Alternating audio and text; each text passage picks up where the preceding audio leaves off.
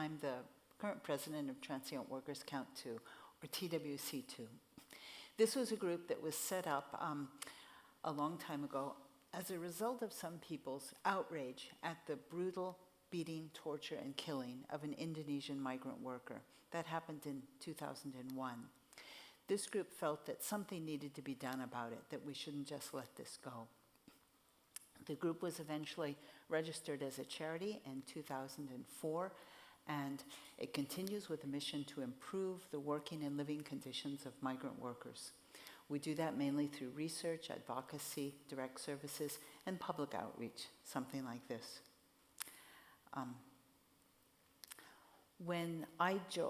Sometime later, when I joined, I set up a program for male migrant workers. Before that, we were mainly concentrating on female domestic workers.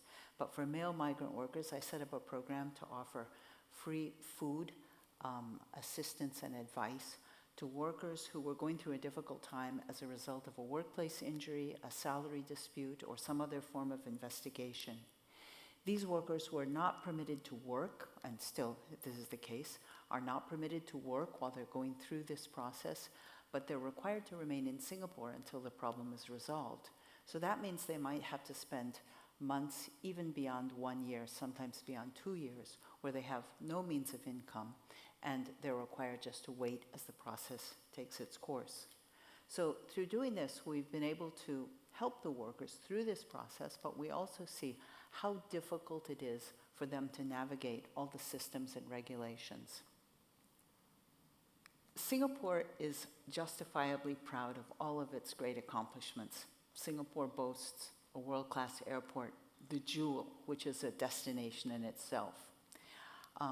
The shipping industry, the oil and gas refinery, the shipbuilding and repair, the dazzling skyscrapers that you see here in the business district, and the iconic buildings of Marina Bay Sands, the land reclamation projects, which supports Marina Bay Sands, and which has also added a lot to Singapore's land mass. There's also the roads, the transport systems, the overpasses, underpasses, the MRT, and the electrical systems, the electrical, water, and communication systems that run underground that we almost never see. All of these things are essential to giving Singapore a top, huge status in the world and making our lives comfortable and pleasurable here. None of these projects would be possible without migrant workers, without huge numbers of migrant workers.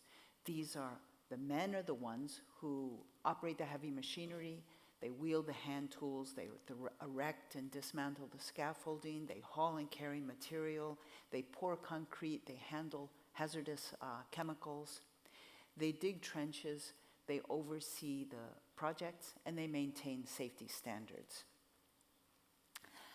It's not only the glass and steel of the projects that they're involved in, they also do the landscaping, the tree planting, the pruning, the grass cutting, clearing the drains, again, making residential and public spaces welcoming and wonderful. These jobs are essential for Singapore. They ensure the high standards of living here, the high standards of banking, of transport, of housing, of everything that we enjoy. And they are dirty and dangerous jobs, but they're also dignified jobs. If these jobs were done by Singaporeans, they might be our friends, our co-workers, our neighbors. We would understand something about the lives that they lead. We would understand their challenges, their goals, their aspirations. But we would also want to make sure that their families are properly housed, that their children are educated, and that their elderly are able to receive medical treatment. Their efforts would be applauded and would be remembered, and their accomplishments would be appreciated if they were Singaporean. If they were Singaporean, we would also want to make sure that they were well compensated for the work that they do, that they have a life outside of work, and that they have time to rest during their working years. But these jobs are done by transient migrant workers who are forever temporary in their jobs in Singapore, and transient in Singapore. And this allows Singapore the ability to derive all the benefits of their work while leaving the social costs of the workers in their home countries. If it were Singaporeans who were doing these jobs, their injuries, their deaths, their injustices would be of greater consequence to us. They would face fewer obstacles in accessing medical care, in demanding their rightful salaries. They would face fewer hazards from the indebtedness that they incur in getting their jobs. If they were Singaporeans, they would be someone and not just a disturbing statistic. So I also need to mention the women, the domestic workers. They also make this magic of Singapore happen. They're the ones who wash the floors, wash the cars, mop the floors, clean the house, make the food, and manage the households where they work. They also care and bathe and feed the children. They offer love and support to the little ones when their parents are away. They take care of the elderly. They're on call day and night by their employers to meet all their needs. And without them, many families in Singapore would not be able to cope. If this domestic work were taken up by Singaporeans, they would have their own homes to return to at the end of the day. They would be able to ask for overtime for those extra hours of work. They would not need to spend years away from their own families. They wouldn't miss the milestones of their children's growing up years. They would also be able to share in the grief, celebrations, and joys of their own families. And more importantly, they would be able to switch jobs if one doesn't work out. The domestic workers also perform jobs that are essential and important. And they also need to be celebrated when Singapore boasts of its economic strength.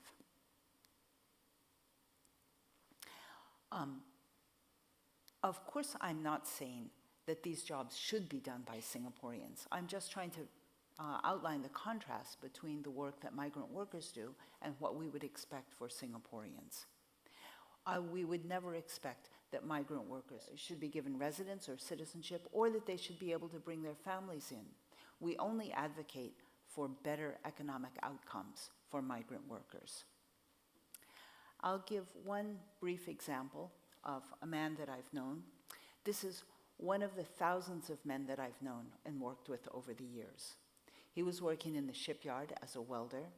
He earned $16 a day, which is still a typical salary for a shipyard worker. And after working for several years, one day he fell and fractured his pelvis. His employer immediately took him and locked him in a room with the intention of preventing him from receiving medical treatment and compensation. He somehow managed to escape that room, and he was sleeping rough in a park for several weeks until he was able to make his way to TEDxSAIS. We helped him out, helped him with his treatment, with his compensation, and in the end, he was able to go back and build a small house for his family, including his handicapped son, who you see there.